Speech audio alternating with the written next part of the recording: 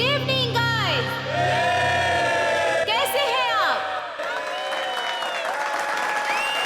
आज की शाम आप जैसे संगीत प्रेमियों के नाम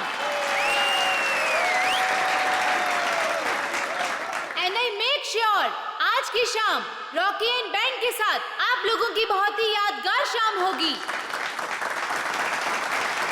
तो हो जाइए तैयार रॉक एंड रोल करने के लिए रॉकी के गानों के साथ।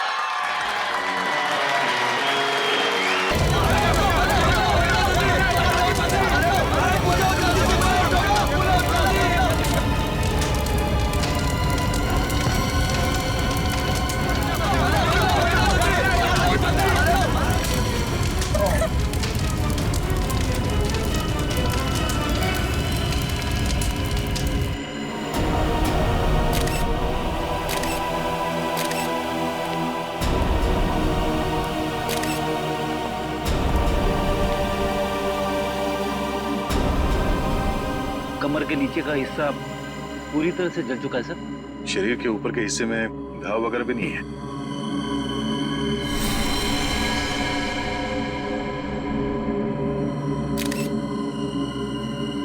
क्या स्टेज पे किसी भी चीज को हाथ तो नहीं लगा किसी ने? नहीं सर।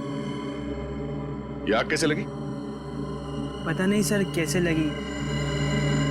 जैसे हमने रॉकी को आग की लपटों में घिरे देखा, हम भागकर स्टेज पर आए, पर सर रॉकी को हम बचा नहीं पाए।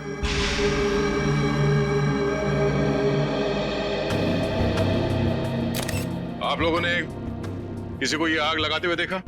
नहीं सर। या कोई जल्दी हुई चीज स्टेज पे फेंकते हुए देखा किसी को? बड़ी अजीब बात है, स्टेज के बीचों बीच अचानक आग कैसे लग सकती है? इस स्टेज में कुछ है। एक काम करो, स्टेज को अच्छी तरह से चेक करो।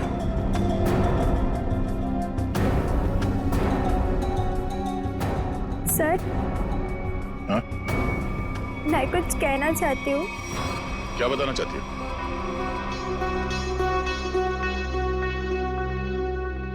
पर यहाँ नहीं, आप आइए मेरे साथ। चलिए।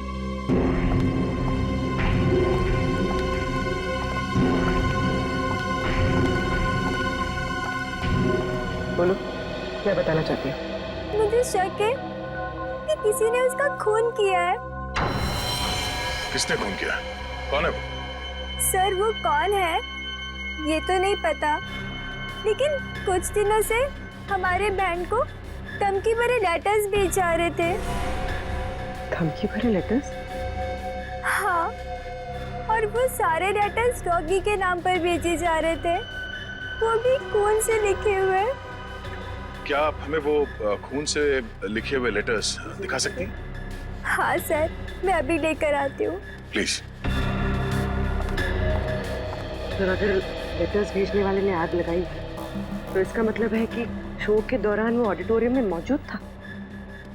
हाँ पूर्वी, लेकिन उसने आग लगाई कैसे ये पता लगाना जरूरी है। सर, मिला रेडी? सर ये देखिए, नीचे से एक वायर का तार निकला हुआ है। तार निकला हुआ है स्टेज के नीचे से?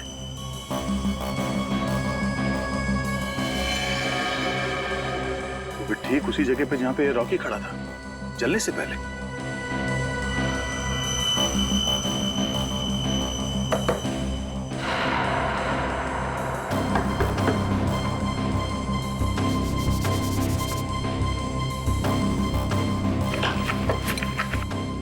स्क्रू ड्राइवर देना।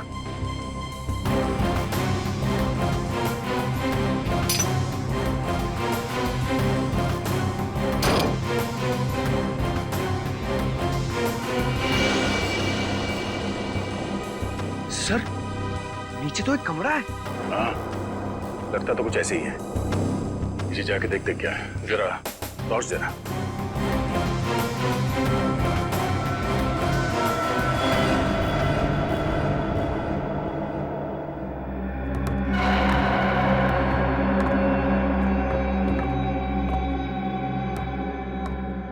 अरे ये कैसा छुपा हुआ कमरा है सर? पूरे कमरे में धूल मिट्टी पड़ी हुई है। ये कलाकारों के लिए अलग से बनाया हुआ कमरा है। यहाँ से स्पेशल एंट्री दिखाते हैं। सर खूनी ने स्पेशल एंट्री के लिए बनाए दरवाजे का बड़ी होशियारी से इस्तेमाल किया है। सर ये देखिए, ये वायर ऊपर से नीचे आ रही है सर। ये वायर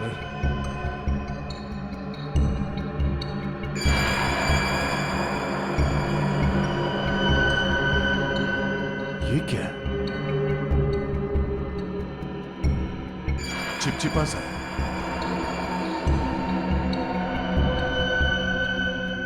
ये तो रबर सोल्यूशन है। सर रबर सोल्यूशन यहाँ पर? हाँ, यहाँ पे क्यों?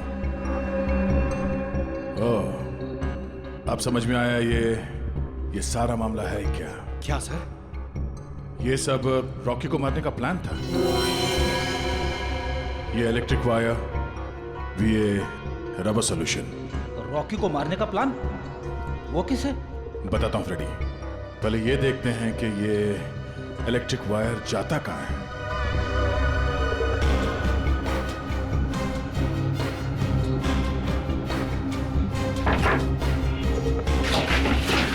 संभाल के।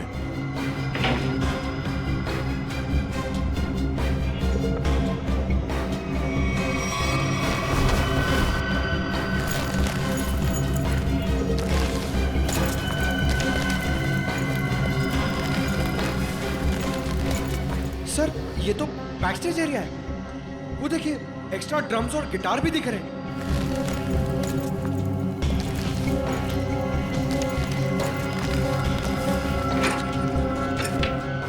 ये देखो, वायर मेन स्विच से कनेक्टेड है। आपको समझ में आया फ्रेडी? फ्रेडी, रॉकी ठीक उसी जगह पे खड़ा था जहां से हम लोग नीचे आए, और ये वायर उस दरवाजे से कनेक्टेड था और आसपास रबर सॉल्यूशन पड़ा हुआ था। जैसे ही कंसर्ट शुरू हुआ, किसी ने ये मेन स्विच ऑन कर दिया, वायर में शॉर्ट सर्किट हो गया और रबर सॉल्यूशन में आग लग गई, और आग इतनी तेजी से फैली कि रॉकी कुछ कर नहीं सका, वही मारा गया बेचारा। सर अब खूनी का कैसे पता चलेगा? ये बैक स्टेज है, इसका मतलब है यहाँ के किसी स्टाफ ने कुछ देखा जरूर होगा। एक काम करो, यहाँ पे जितने भी स्टाफ काम करते हैं उन सबको ऊपर इकट्ठा करो, चलिए।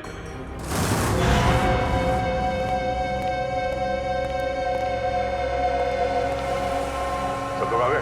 हाँ। अच्छा एक बात बताओ, शो स्टार्ट होने वाला था या फिर शो स्टार्ट हो चुका था? उस वक्त आप में से किसी ने स्टेज के पीछे जो कॉरिडोर है उसमें जो इलेक्ट्रिक स्विच बोर्ड है उसके आसपास किसी को देखा था? स्विच बोर्ड के पास? वो क्यों? क्योंकि किसी ने वायरिंग के साथ छेड़छाड़ की है और वही आदमी रॉकी की मौत का जिम्मेदार है। ओ नो सर, ये आप क्या कह रहे हैं? सर मैं तो स्टेज पर था रॉकी के साथ। और जो बैंड मेंबर्स परफॉर्म नहीं कर रहे थे वो लोग भी स्टेज पर खड़े थे रॉकी को चीयर करने के लिए। और तुम कहाँ थे? तुमने किसी को देखा स्विच बोर्ड के पास जाते हुए? देखो, घबराओ मत, सोच के बताओ। हाँ, शो शुरू होने से पहले आखिरी बार तुमने कॉरिडोर में किसको देखा था?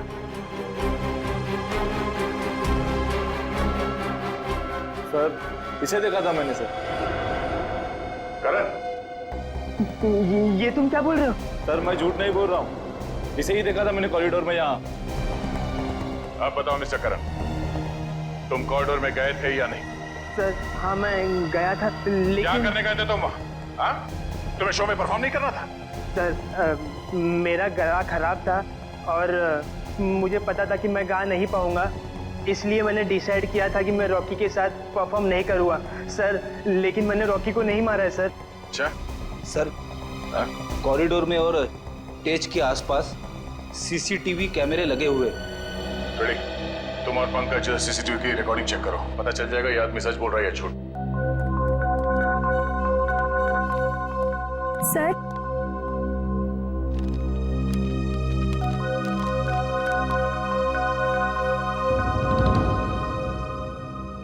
वाकई ये लेटर्स तो फोन से लिखे हैं।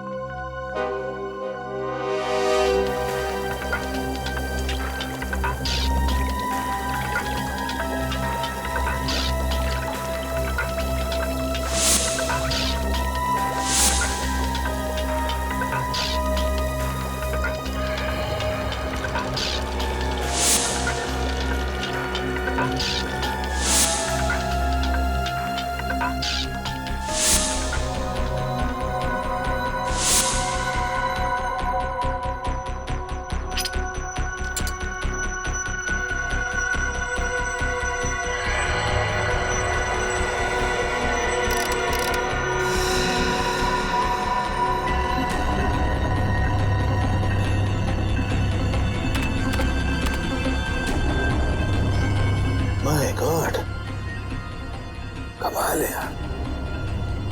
लोग धमकी देने का भी क्या क्या तरीका निकालते हैं। के किस सोच में पड़ा है तू? बॉस, ये जो लेटर्स हैं ये खून से लिखे गए। तो इसमें कौन सी अजीब बात है? अजीब बात यह है बॉस कि ये जो खून है वो इंसान का नहीं है, जानवर का खून है ये। जानवर के खून से? हाँ, ये लेटर्स भेड़ के खून से लिखे गए हैं बॉस, भेड़ के खून से। भेड़ के खून से? और क्या पता चला? ये लेटर्स मैंने अच्छी तरह से स्टडी किए हैं। जिस किसी ने भी ये लेटर्स लिखे हैं वो बहुत ज्यादा पढ़ा लिखा इंसान है। सलून साहब, ये रॉकी के शरीर पे जले हुए के अलावा किसी और चोट या घाव का निशान? नहीं सचिन, इस रॉकी के शरीर को मैंने अच्छी तरह से चेक किया है और किसी किस्म का कोई निशान नहीं है। इस रॉकी का शरीर आधा जल चुका था और जलने की वजह से इसकी मौत हुई। सर, जिसने भी ये धमकी भरे लेटर्स भेजे हैं, सर वही खूनी है क्या? हाँ निखिल, जिसने भी ये धमकी भरे खत लिखे हैं ना, उसी ने खून किया है। पर एक बात है, भेड़ का खून मुंबई जैसे शहर में आसानी से नहीं मिल सकता। वो जरूर किसी जंगल वाले इलाके या फिर फार्म हाउस वाले इलाके से ही मिला है। तो हमारे शहर के आसपास जितने भी फार्म हाउसेज है, वहां जाकर के पता लगाओ, पूछताछ करो और देखो किसने भेड़ का खून किसी को दिया है या फिर बेचा है क्या।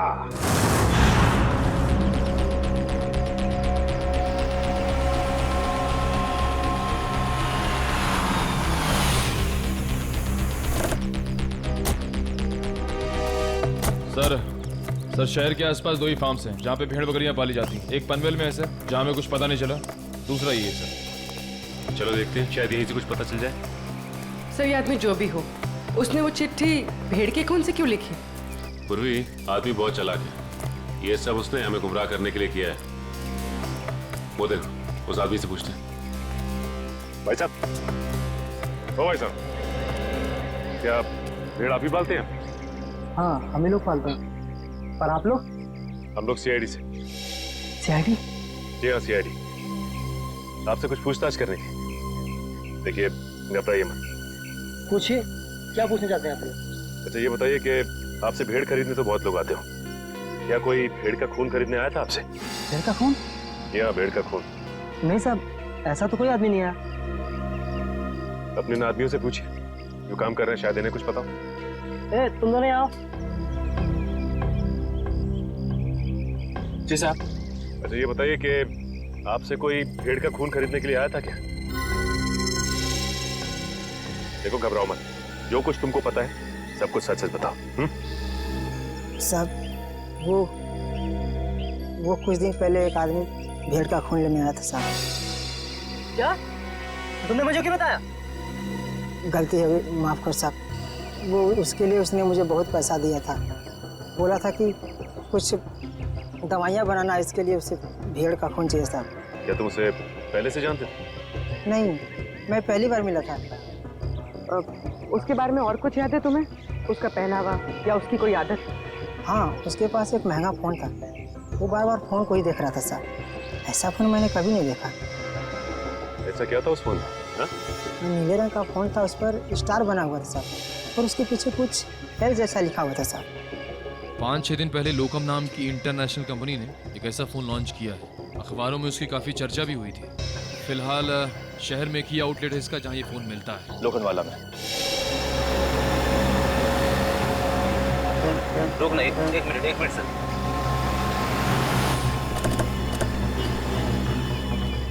सर, ये उस मोबाइल कंपनी की दुकान है जिसके बारे में सचिन सर ने फोन करके बताया था।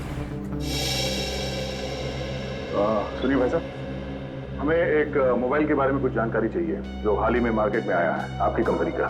कहीं आप लोकम की बात तो नहीं कर रहे हैं? हाँ, लोकम का नीले रंग का फोन, पीछे एल लिखा हुआ और आगे स्टार बना हुआ। कहीं आप इस फोन की बात तो नहीं कर रहे? हाँ, इसी फोन की बात कर रहे हैं। बोलिए साहब, क्या जानकारी चाहिए?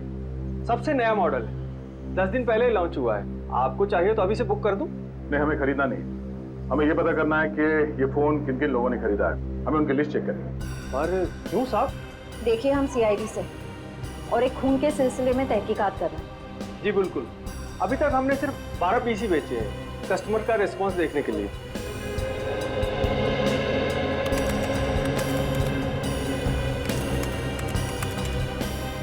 ये देखिए साहब, वो लिस्ट 5 रेड कलर के बिके हैं और बाकी के साथ नीले रंग। नीले रंग के फोन जिन लोगों ने खरीदे हैं उनके लिस्ट चेक करनी है। ये रही साहब लिस्ट।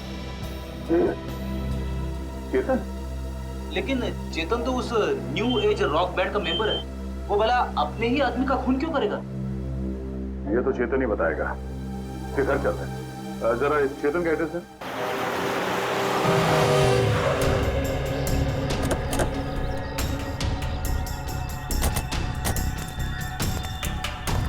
सर, घर तो बंद है। अब कहाँ ढूंढेंगे चेतन को? घर के अंदर।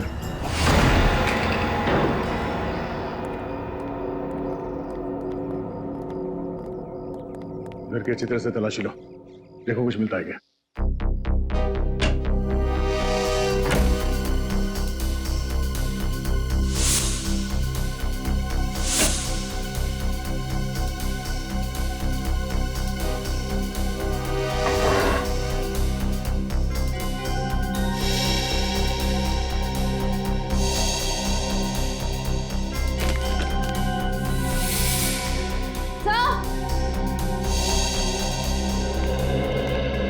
डस्टबिन में फटे हुए कागज है।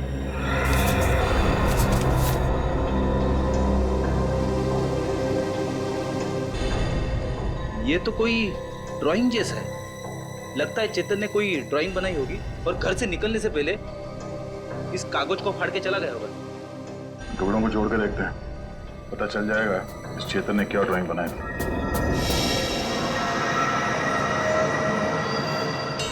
सर, ये तो कोई नक्शा या कोई ब्लूप्रिंट लग रहा है। श्रेया, तो किस जगह का? तो करण के ऑफिस के कैबिन का ब्लूप्रिंट है। करण? सर, ये करण भी तो न्यू एज रॉक बैंड का मेंबर है। सर, ये देखिए, उसके कैबिन में जितने भी म्यूजिकल इंस्ट्रूमेंट्स हैं और जितने भी इलेक्ट्रिक कनेक्शंस हैं, सब मार्क किए गए हैं। चेतन के घर पे करण के ऑफिस का मैप क्यों? कहीं करण की जान को खतरा तो नहीं है?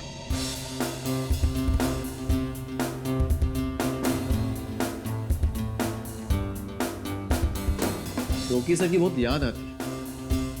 उनकी आवाज में एक अलग ही जादू था। हाँ यार, वो एक अच्छे कलाकार ही नहीं बल्कि एक अच्छे इंसान भी थे। सीआईडी यहाँ हमारे ऑफिस? करण का बात क्या है सर? हमें कुछ जरूरी बात करनी है उससे। सर, वो तो बाहर गए हुए। कहाँ गए?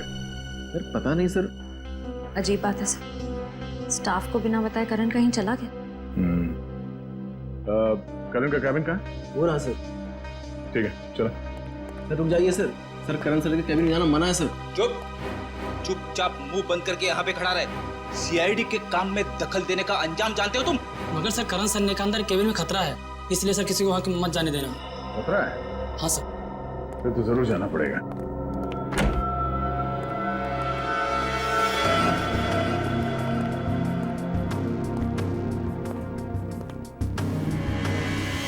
सर, ये कैबिन तो बिल्कुल वैसा ही है जैसा उस ब्लूप्रिंट में था जो हमें चेतन के घर से मिला था। हाँ श्रेया, सारे म्यूजिकल इंस्ट्रूमेंट्स वैसे ही रखे गए जैसे उस नक्शे में मार्क किए गए थे। लेकिन क्यों? जरा देखो कुछ मिलता है क्या?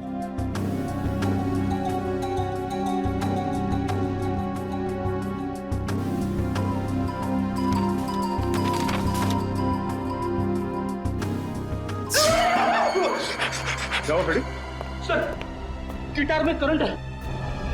गिटार में करंट है? अरे नहीं सर, सर रॉकी के खून में करण का हाथ है, इसीलिए उसने जानबूझ के ये वाला सेटअप अपनी कैबिन में बनाया ताकि वो शो में होने वाले खून की प्रैक्टिस कर सके।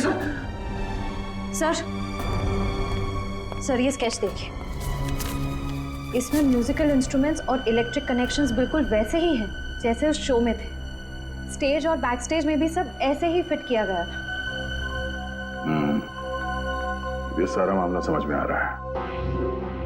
करण और चेतन इन दोनों ने मिलकर रॉकी का खून किया है। मगर सर करण सर ऐसा क्यों करेंगे सर?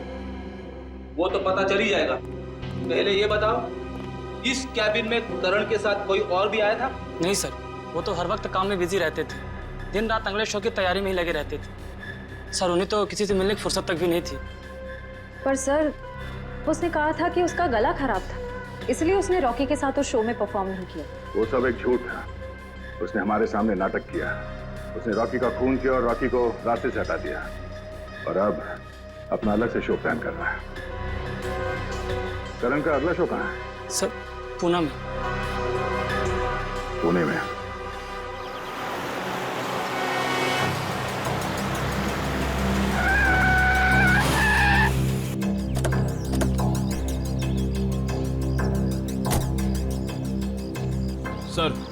सर मोबाइल कंपनी के हिसाब से चेतन के फोन का आखिरी लोकेशन यहाँ पे ट्रेस हुआ है सर। सर इसी सुनसान जगह पर चेतन ही आया क्यों होगा? यहाँ आसपास तो कुछ भी नहीं है। कुछ तो जरूर है। हो सकता है चेतन यहाँ पे किसी से मिलने आया हो और उसके बाद यहाँ पे आके कहीं छिप गया। पर सर अब हम चेतन को ढूंढेंगे कैसे? वो देखो सामने छोटी सी दुकान दिख रही है ना, वहाँ चल के पूछते हैं।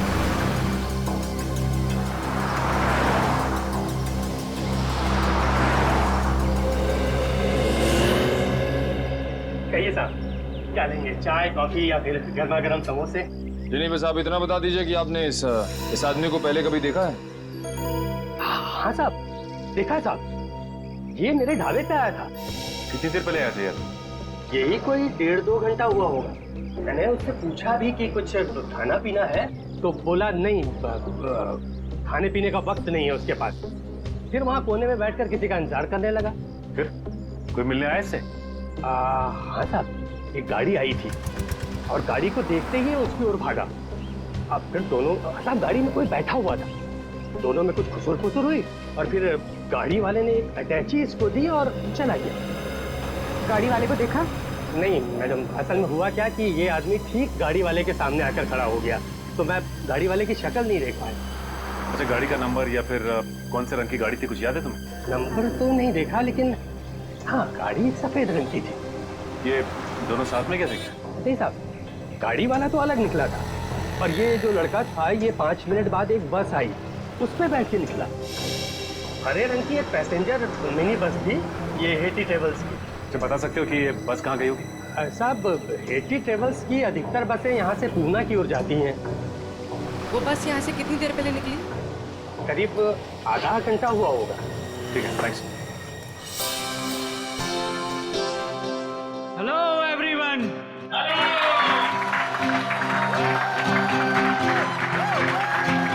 तो आखिरकार वो दिन आ ही गया जिस दिन का आप सबको बेसब्री से इंतजार था। तो अपने दिलों को थाम के बैठिए, क्योंकि अब आपके सामने आ रहे हैं आपके दिलों की धड़कनों को तेज करने the one and only mister Karan.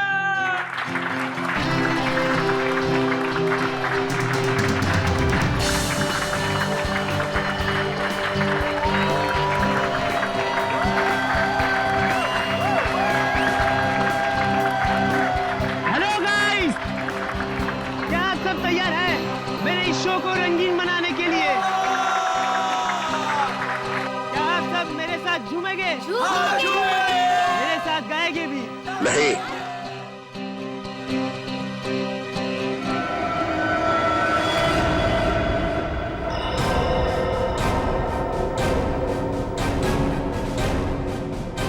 CID यहाँ? हाँ, आप लोग सब प्लीज बाहर जाइए। हम करण जी का शो अकेले में देखना चाहते हैं। टेंशन लेने की जरूरत नहीं है, तुम्हारे पैसे तुम्हें मिल जाएंगे। चलो चलिए। चलिए। नहीं नहीं, ये नहीं हो सकता। रुक जाइए आप सब लोग, ये मेरे जिंदगी का पहला शो है। मैं लोगों को बता देना चाहता हूँ, मैं ही नंबर 1 रॉकस्टार हूँ। तुमने तो कहा था कि तुम्हारा गला खराब है, अब तुम गाओगे कैसे? वही तो, बेसुरा गाने से तुम्हारा नाम खराब हो जाएगा। देखिए, वो तो मैंने कुछ नहीं किया। तुमने हमसे झूठ बोला कि तुम्हारी तबीयत ठीक नहीं है, इसलिए तुम रॉकी के साथ स्टेज पर नहीं थे। पर सच तो ये है कि रॉकी को तुमने मार डाला और अब खुद रॉकस्टार बनने चले हो, हैं?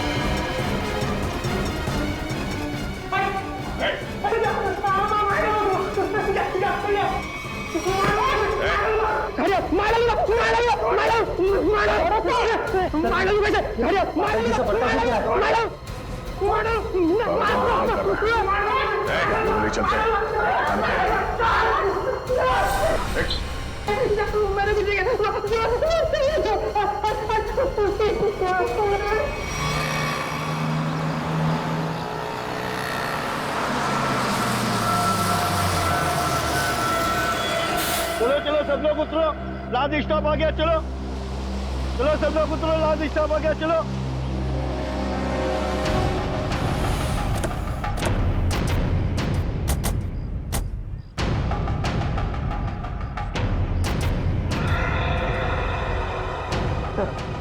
हो रहा चेतन, बस से उतर। सर बार बार पीछे मुड़ के देख रहा है, ऐसा लग रहा है काफी डरा हुआ है। गलत काम करेगा तो डरेगा ही।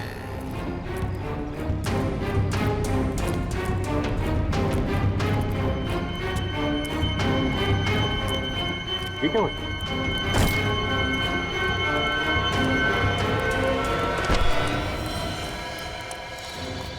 प्लीज प्लीज प्लीज हटिए हटिए प्लीज। माय गॉड, ये तो मर गया। मर गया? अचानक क्या हो गया इसे?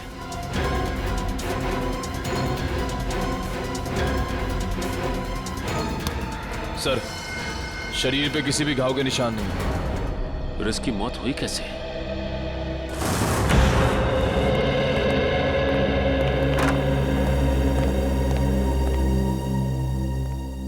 बताओ करण, एक कलाकार होने के बावजूद भी क्यों किया तुमने ये? है?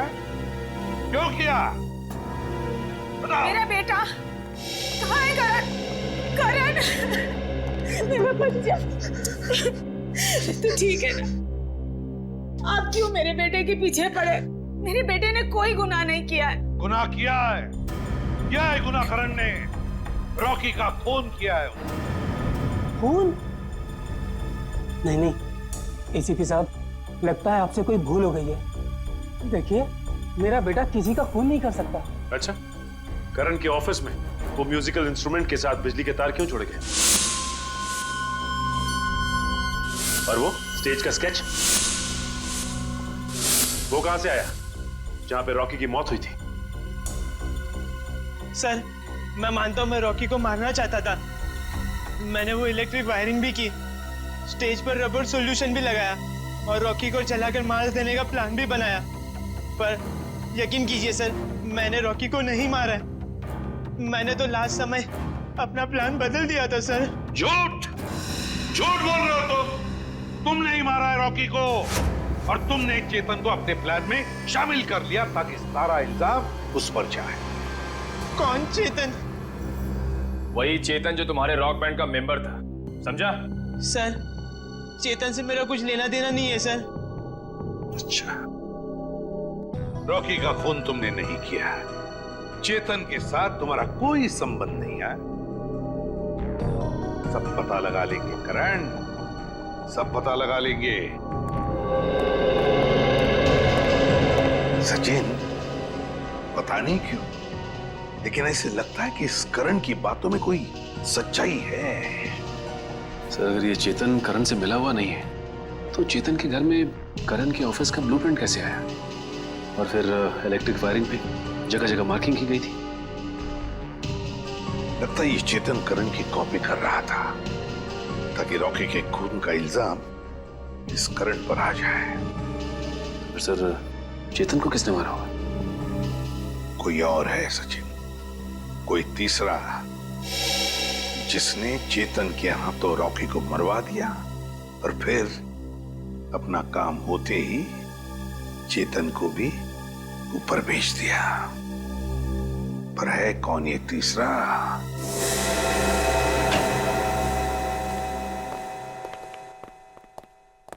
सॉल्व के रेजिग्नेशन दे दे, इस्तीफा दे दे। क्यों दे दूं भाई इस्तीफा? क्योंकि तुझे अब तक पता नहीं चला कि चेतन को मारा कैसे।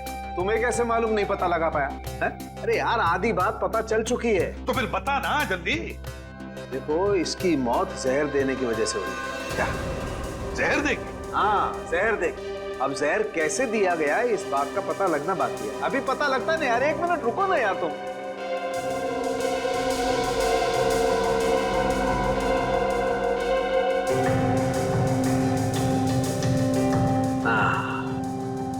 ये इसी बात का शक था मुझे। ये देखो, ये निशान बॉस, ये सुई का निशान किसी ने यहीं से इंजेक्ट करके इसकी बॉडी में जहर पहुंचाया है। लेकिन सर, चेतन तो हमारे सामने ही बस से उतरा, बिल्कुल ठीक ठाक था। और जब हमने इसका पीछा किया तब भी बिल्कुल ठीक ठाक था। और सर, वो मरा भी हमारे सामने, हमने तो नहीं देखा किसी को उसे इंजेक्ट करते हुए। सचिन, इसे 15-20 मिनट पहले ही जहर दिया गया। बॉस, ये स्लो पॉइजन है, 15-20 मिनट के बाद असर करता है। तो इसका मतलब है चेतन को पॉइजन दिया गया बस में। मतलब खूनी बस में ही था जब चेतन बस में था। मगर सर, चेतन को अगर बस में इंजेक्शन दिया गया तो उसे पता कैसे नहीं चला? भीड़ थी निखिल, बस में भीड़ थी। भीड़ का फायदा उठाया होगा खूनी ने। लेकिन सर, अब खूनी तक पहुंचेंगे कैसे? मैं आप लोगों की मदद कर सकता हूं। तो फिर टाइम पास क्यों कर रहा है? अबे बता ना जल्दी। बॉस, इसकी कलाई पर एक चमड़े का बेल्ट था, उस पर और इसकी कलाई पर मुझे उंगलियों के निशान मिले। किसके निशान मिले सर उनके? अब इसकी उंगलियों के तो है नहीं, तो शायद वो निशान खूनी के होंगे। अगर ये उंगलियों के निशान खूनी के हैं तो फिर हुआ ये होगा कि जब खूनी चेतन को इंजेक्शन देना चाहता था तो किसी वजह से उसने चेतन की कलाई पकड़ ली, मगर कलाई पर था लेदर बैंड, तो बस आ गए उसकी उंगलियों के निशान उस लेदर बैंड पर। लेकिन सर, बस में तो बहुत सारे लोग थे, ये पता कैसे चलेगा कि वो उंगलियों के निशान हैं किसके? पता तो लगाना पड़ेगा सचिन कि वो उंगलियों के निशान हैं किसके। पता तो लगाना पड़ेगा। है एक तरीका है। दोस्तों, आप सबका बहुत बहुत स्वागत है हैट्टी ट्रैवल्स के एनुअल लकी ड्रॉ में।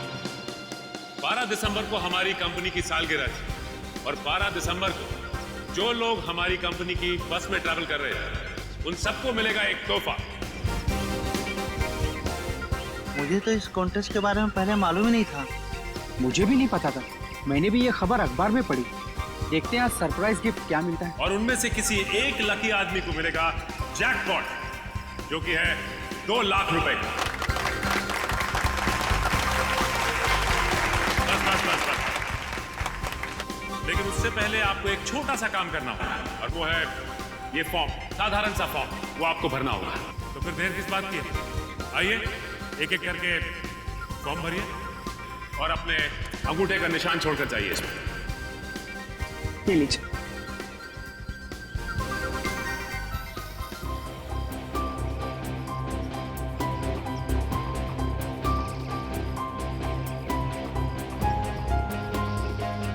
मैडम, ये सारे के सारे फॉर्म स्कैन कर लो, नेट पे डालेंगे ना? जी सर जी।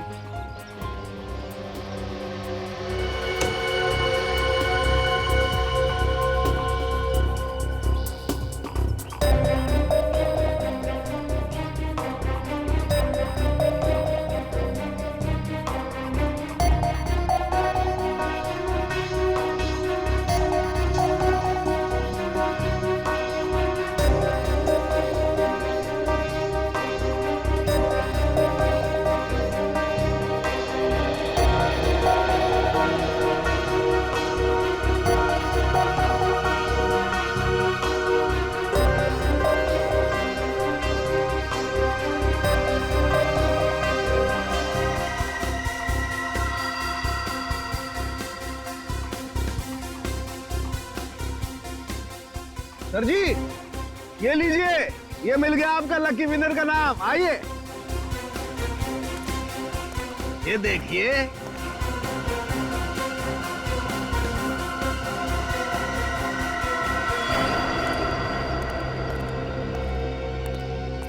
दोस्तों, आप सबका इंतजार अब खत्म हुआ।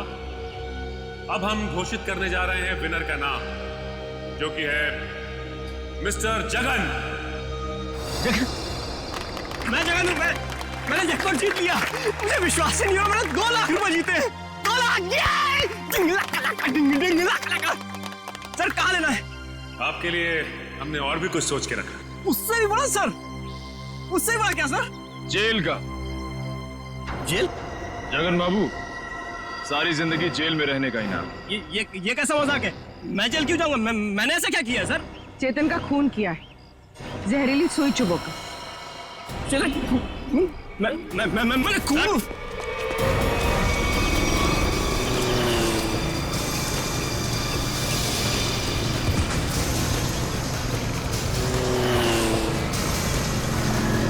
तुम्हें पकड़ने के लिए इतनी बड़ी प्रतियोगिता रखी है, इनाम क्या तेरा बाप लेगा? सर मैंने कुछ नहीं किया सर मैंने कुछ नहीं किया। छोड़ दो सर, छोड़ दो मुझे।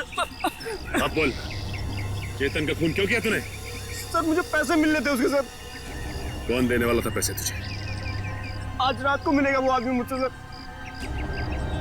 तो आज रात को हम भी मिलते हैं उससे।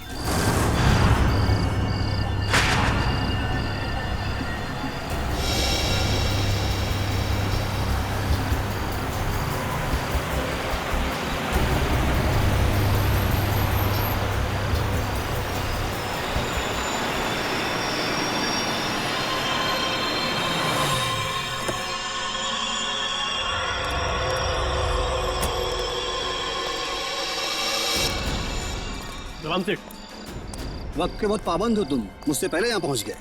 सेठ, मुझे मेरे पैसे दो सेठ। या अगर किसी ने देख लिया तो बवाल खड़ा हो जाएगा सेठ। मुझे फौरन निकलना है यहाँ से। आखिर तुमने मेरा काम किया है, इनाम तो तुम्हें मिलना ही चाहिए। हाँ सेठ।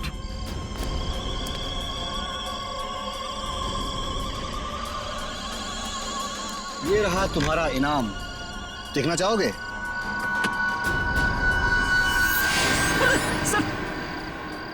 बंदूक?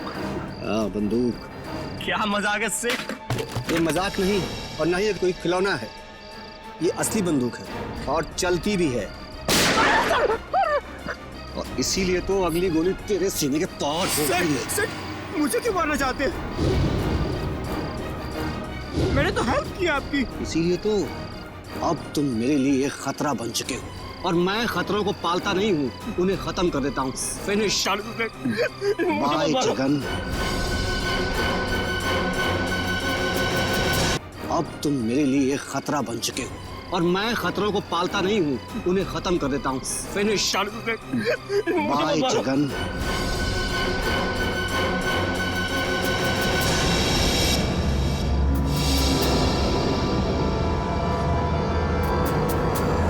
परिमल जी,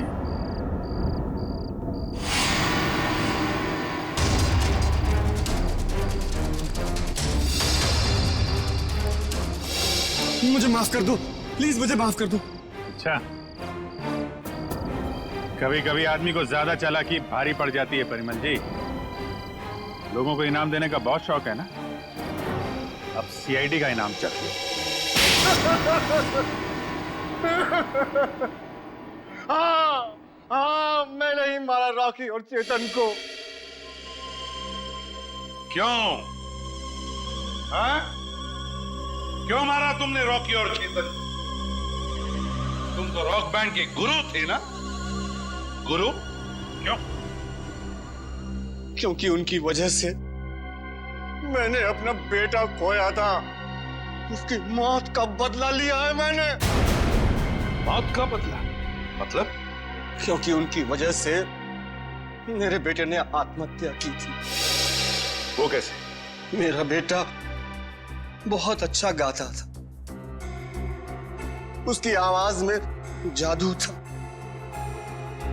बहुत जल्दी वो बहुत पॉपुलर होने वाला था। बस ये रॉकी और करण जलते थे उससे। इन दोनों ने मिलकर मेरे बेटे का कैरियर बर्बाद करने का प्लान बनाया। इन्होंने उसे कोई ऐसी ड्रग्स खिला दी जिससे वो बीमार पड़ गया, उसका गला खराब हो गया। धीरे धीरे करके उसने गाना ही छोड़ दिया और डिप्रेशन में चला गया। फिर एक दिन इन सब हालात से तंग आकर उसने आत्महत्या कर ली। आप इतने यकीन के साथ कैसे कह सकते हैं कि ये सब कुछ रॉकी और करण ने किया? क्योंकि मेरे बेटे के मरने के बाद एक दिन मैंने रॉकी और करण की बातें सुन ली थी, मगर उन्हें नहीं पता था कि मुझे उनकी असलियत पता चल चुकी है। और इसलिए तुमने रॉकी को मार डाला? हाँ, मगर रॉकी को मारने का प्लान करण का था और ये बात मुझे पता चल गई थी। मैं हमेशा करण पर नजर रखे हुए था। और चेतन को क्यों मार डाला? क्योंकि रॉकी को मारने का सारा काम मैंने चेतन से ही करवाया था। वो इलेक्ट्रिक करंट का तार भी उसी ने लगाया था। चेतन मेरे बारे में सब कुछ जानता था। मुझे डर था कि कहीं वो मेरे बारे में आप लोगों के सामने मुंह न खोल बैठे, इसलिए मैंने उसे भी मार डाला। तुम्हारे बेटे के साथ जो कुछ भी हुआ बहुत गलत हुआ, लेकिन इसका मतलब ये नहीं कि बदले की आग में तुम दो लोगों की जानें लो। तुमने बहुत बड़ा जुर्म किया है और इस जुर्म की सजा तो सिर्फ फांसी ही है, फांसी।